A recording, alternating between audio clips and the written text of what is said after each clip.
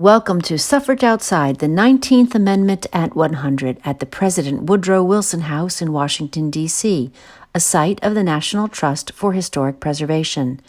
My name is Elizabeth Karcher, and I'm the Executive Director, and it's my pleasure to welcome you and share with you the highlights of the exhibit and the impact and the cross-organizational and cross-departmental collaborations that supported the creation of the exhibit. Suffrage Outside is a part of the campaign Where Women Made History, the National Trust's multi-year initiative to recognize historic places that showcase the vision, courage, and leadership of generations of women.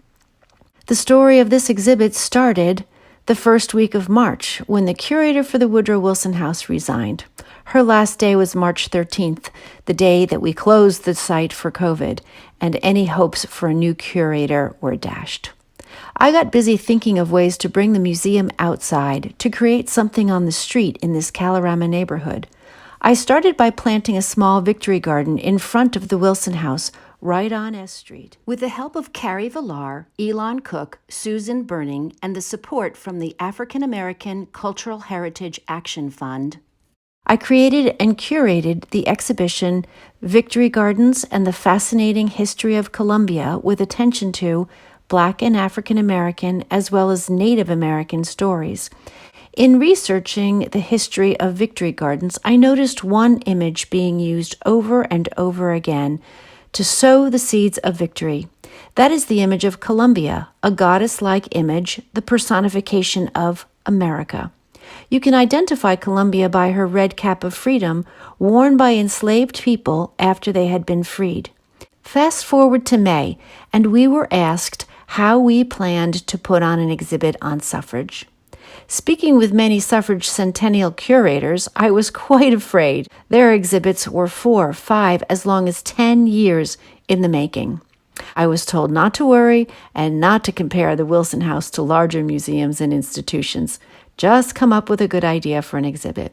The museum's closed, the District of Columbia is still in confinement. I would come to tend this garden, and I was inspired by the flags and the placards. The image of Columbia that was used to sow the seeds of victory was also used by the suffragists. I looked to those flags and to the placards that we had in the front Victory Garden, and I thought, that's what suffragists did. They carried flags, they had banners, they took their march to the street, peaceful protests outside. And so we did too. In collaboration with Tamar Rabinowitz, the exhibit opened in September and has had over 1,000 visitors a month. Larger-than-life banner images quite literally take Suffrage Outside. We divided the garden into 6 sections to show how women's work outside the home, the leadership and work of Black women kept outside the mainstream of the middle-class white women's movement, protesting outside the White House, public protests outside in the streets, mobilizing for war outside the United States, and alliances with activists outside the United States. The exhibit is bookended by a reading of a letter from Wilson to a friend in 1908 explaining why women should not have the right to vote. And then a reading of Wilson's address to the, quote, gentlemen of the Senate in 1918, eloquently imploring that women have been partners in the war and that they should have full rights of that partnership. This exhibit was covered in the Washington Post, USA 9, and Voice of America, with 5 million viewers across Europe, Eurasia, and Russia. Recently, we started virtual tours as well as renting the garden space for parties, weddings, and a space to just celebrate. In addition to Tamar, I had volunteer students to help us with some research and then later with assembly and installation. Thanks to HR for helping us onboard our student volunteers. The Grills Grant was a tremendous help to get the garden in shape for this exhibition. We immediately got to work cleaning up the garden and making it safe for visitors, including taking down the trees and pulling back the garden beds, supporting the strong architectural structure and central axis of the sunken garden.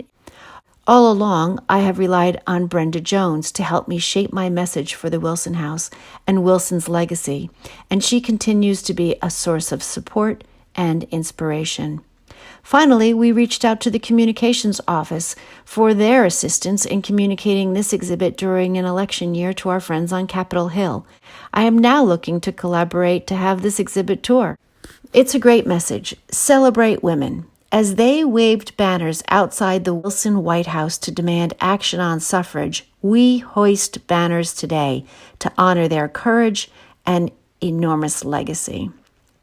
The most amazing outcome is that after being assured that we shouldn't compare ourselves to the big museums, we were contacted by the curators at the Spy Museum to help them understand how we could come up with an exhibition like this in the midst of COVID.